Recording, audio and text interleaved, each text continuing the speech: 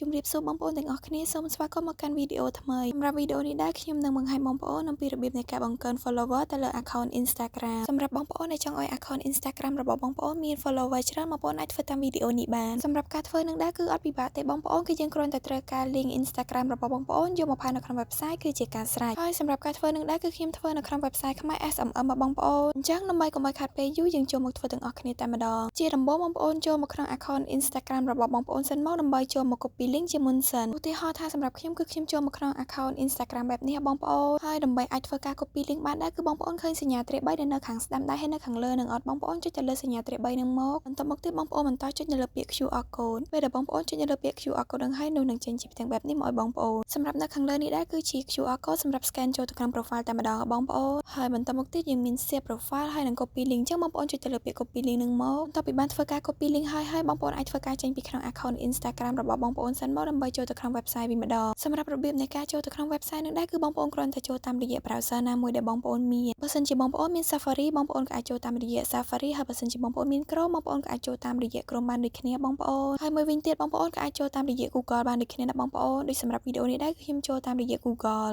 បន្តមកទៀតបងប្អូនគ្រាន់តែ search ពាក្យថាខ្មែរ SMM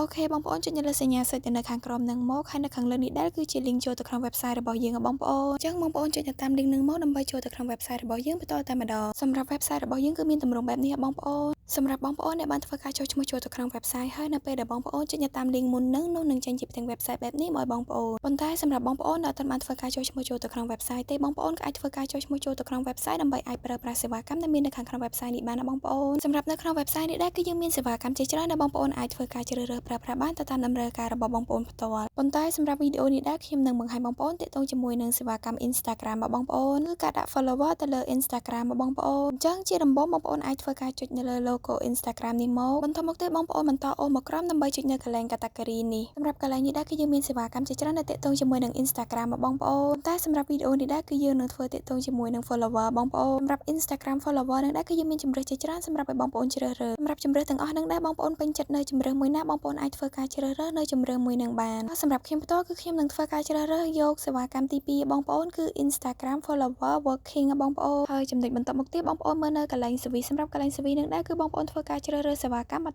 ទៀតចុះនៅក្នុងនេះដែរគឺយើងមានសេវាកម្មជាច្រើនសម្រាប់ឲ្យបងប្អូនជ្រើសរើសហើយសម្រាប់សេវាកម្មនីមួយៗគឺសុទ្ធតែមានតម្លៃធូរថ្លៃទាំងអស់បងប្អូនសម្រាប់សេវាកម្មដែលមានតម្លៃខ្ពស់ជាងគេគឺមានតម្លៃត្រឹមតែ$3ជាងទេនៅក្នុង1000 follower បងប្អូនសម្រាប់សេវាកម្មផ្សេងទៀតគឺមានតម្លៃត្រឹមតែ$1ជាងឬក៏$2ជាងបងប្អូននៅក្នុង1000 follower អញ្ចឹងហើយសម្រាប់បងប្អូនពេញចិត្តនៅសេវាកម្មមួយណាបងប្អូនអាចធ្វើការជ្រើសរើសយកសេវាកម្មមួយនឹងបានទៅតាមតម្រូវការរបស់បងប្អូនផ្ទាល់បាទសម្រាប់ខ្ញុំផ្ទាល់គឺខ្ញុំនឹងធ្វើការជ្រើសរើសសេវាកម្មដែលមាន ID code 8961បងប្អូនសម្រាប់សេវាកម្មទីដែរគឺបងប្អូនរងចាំរយៈពេល4ម៉ោងនិង34នាទីបន្ទាប់ពីបងប្អូនបានធ្វើការចុច submit ហើយនោះនឹងលទ្ធផលឲ្យបងប្អូនហើយចំណុចបន្តមកទៀតបងប្អូនមើលនៅកន្លែងប្រអប់ link សម្រាប់ប្រអប់ link នឹងដែរគឺខ្ញុំនឹងធ្វើការផាស link ដែលខ្ញុំបាន copy ពីដើមវីដេអូមកបងប្អូនសម្រាប់បងប្អូនដែលអត់បាន copy link ទេបងប្អូនក៏អាចចូលទៅក្នុង account Instagram របស់បងប្អូនហើយបន្តមកទៀតបងប្អូនធ្វើការ copy link ដើម្បីយកមកផាសនៅក្នុង website នេះវិញណាបងប្អូនហើយសម្រាប់របៀបនៃការផាស link នឹងដែរគឺអត់ពិបាកទេបងប្អូនគឺយើងគ្រាន់តែសកត់ទៅលើប្រអប់ link នៅនឹងលោតអក្សរផាសមកឲ្យបងប្អូនអញ្ចឹងបងប្អូនចុចទៅលើអក្សរផាសហ្នឹងទៅគឺបងប្អូនអាចផាស link នឹងបានហើយចំណុចបន្តមកទៀតបងប្អូនមើលនៅកន្លែង quantity សម្រាប់កន្លែងនឹងដែរគឺបងប្អូនធ្វើការដាក់ចំនួន follower ដែលបងប្អូនចង់បានសម្រាប់កន្លែងនឹងដែរគឺបងប្អូនអាចដាក់បានចាប់ពី10 follower ទៅដល់10M follower បងប្អូនអញ្ចឹងនៅចន្លោះតួលេខនឹងដែរបងប្អូនចង់ដាក់ប៉ុន្មានក៏បានដែរអាស្រ័យទៅលើតម្រូវការរបស់បងប្អូនផ្ទាល់បើសម្រាប់ខ្ញុ